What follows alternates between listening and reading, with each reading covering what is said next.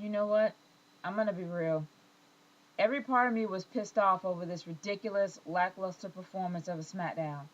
But then I'm like, why do I even bother? Why do I care? Because you kind of expected this to happen. The intro itself was completely dull, listless, draining of all ounce of life and color. I mean, Daniel Bryan alone was completely bored and boring in the ring, especially Mark Henry. Mark Henry couldn't even get his lines right. He literally had to have some kind of a machine to tell him what his lines were, and even if he remembered it, he just didn't have any feeling in it. And I mean, everyone's like, well, why does that matter? It's wrestling.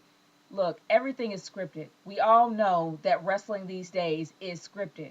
You learn your lines, you actually have some kind of heart behind them because your lines actually fit your character. It's supposed to be behind your character. The intro sucked. It was terrible. It was like dull, no ounce of color, nothing in it. And these guys have been in the ring for so long. You should know who your persona is. But it was just, it was like you didn't care. It took you right out of the entire event. You didn't care at all who won. I cared less about any of the matches. I mean, don't get me wrong. It was nice to see Justin Gabriel and Heath Slater actually have try to rehash their feud. Except Hornswoggle got involved, and then that kind of sucked me right out of it again. The only thing that was kind of exciting to see is Wade Barrett. Now, I'm not gonna lie, there's nothing sexier than a British accent, but Wade Barrett definitely did have something to say, especially with Randy Orton being gone. But honestly, all he did was say something and then walk out. But like I said, I could care less because there's nothing sexier than a British accent. But moving on, I could care less about the Divas match. I could care less about any of the matches because the matches were just that boring. There was no life in any of them. Plus, Sheamus feuding with Jinder Mahal. I mean, Sheamus is not even in a feud. He's in random feuds. He's being thrown into every single feud that's out there. And now he's going to actually have a match with Wade Barrett when they go down to Sin City. The biggest disappointment of it was that number one, not one, I mean, everyone, not one promotion about the Royal Rumble. Yeah, they had these nostalgia clips. Yeah, they talked about what 1998 and 2002. But we've already seen that. There have been absolutely no promotion about the Royal Rumble at all, and the Royal Rumble is less than 2 weeks away. This is the road to WrestleMania, people. The road to WrestleMania should always start off big and end big. This is one of your top four pay per views, and you did not do anything to promote it except having your wrestlers talk about it, saying that I'm going to win the Royal Rumble. I'm going to win the Royal Rumble. I'm going to win the Royal Rumble. That's not promoting it. They've done nothing to bring it up. Yes, I understand you got to promote WrestleMania, but WrestleMania is already promoting itself. You don't need to do it right now. SmackDown was suffering. And I know that they have a lot to concentrate on, especially their new channel that's going to be coming out in less than 2 months. But still, don't completely neglect your product. All the performances were dull. Some of them actually did have a potential to be good, especially the Heath Slater and Justin Gabriel match and Tamina versus Natalia. Honestly, they had they could have done something with them. And yes, I know people talking about the Funkasaurus. I know people talking about the Funkasaurus coming out. That match was pathetic. And the reason why it was not because of the Funkasaurus himself. It was because that match lasted 2 whole seconds. Are you serious?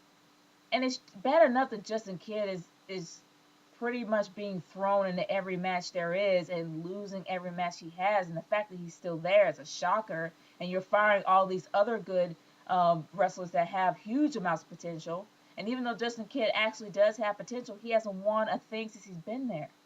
I know he's probably on his way out. But regardless, the Funkasaurus match only lasted 2 seconds. Not to mention, it looked like Brodus Clay was getting tired way too fast after doing a two-step.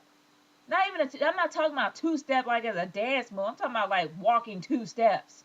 He literally looked like he was about to pass out. So disappointing. And SmackDown is usually so much better than Raw. But tonight, good grief. I mean, I can't even rate it. It was so bad, I can't even rate it. And I'm not even gonna go off on a rant about it because I literally don't care. It actually sucked the life out of me watching that show. And the worst part about it was the main event ending. AJ getting hit by the Big Show. Not even hit, not even rolled over or mauled. She got love tapped, and her little wafy behind fell down and did a roll. And now she's in a neck brace, and the Big Show is crying crocodile tears. And Daniel Bryan's calling foul. And they didn't even finish the match. All because of freaking AJ. Are you serious? Now, I know that she is small and tiny, but all he did was just bing, barrel. Oh my gosh, my neck is broke. The point is, it's not so much about her injury. It's just the thing that they ended the match because of this. And the fact that they had her out there in the first place was ridiculosity. Honestly, I was so pissed off because I really did want to see a winner of this match. But instead, it just stopped. It was no disqualification and it stopped. Why have a no DQ match to end at a DQ? I don't get it. I don't get it at all. And then the fact that the Big Show was crying, crocodile tears. And then they had Daniel Bryan. I don't know what they're trying to do here. I don't know which direction they're trying to go. Are they trying to put the belt back on Mark Henry? Are they trying to leave the Big Show hanging again for another triumphant return? I don't know what they're trying to do, but this SmackDown sucked. This SmackDown is so bad, it doesn't even deserve an F. Because the performances were bad. The ring matches weren't bad, but it's just they lacked any amount of emotion, any flavor, and they lasted so less.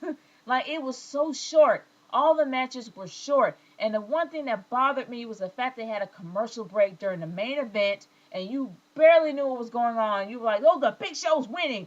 But you had to watch 5 minutes of commercials to come back with half of the match already done. I don't know what's going on with WWE. It's just to the point where they really don't care, and they need to get their stuff together when it comes to actually doing, this channel. And this channel is going to be huge for them. Not to mention that the Royal Rumble is 2 weeks away and not 1 ounce of promotion. And the other thing that really pissed me off, and I am hoping that I'm wrong, that there's not only 2 people going to Hall of Fame. I'm really hoping it's not. I'm hoping that there's somebody else going, that they're going to announce someone else on Raw. I'm hoping that they are. But if I'm wrong, then please leave a comment below. If you know who's going to be in it next, leave a comment below. But if they only have 2 people, well, one group and 1 person, if they're only going to have Edge and the 4 Horsemen, then I'm going to be pissed because Randy Savage should have been the 3rd person to be in the Hall of Fame. He should have been in there. And I'm praying that there's not going to be only 2, because that would be an insult. I'm not giving this thing a rating tonight. It doesn't deserve a rating. This is pathetic on their part, and they should know better. This is the Nature Girl 30 signing off. Peace out, y'all.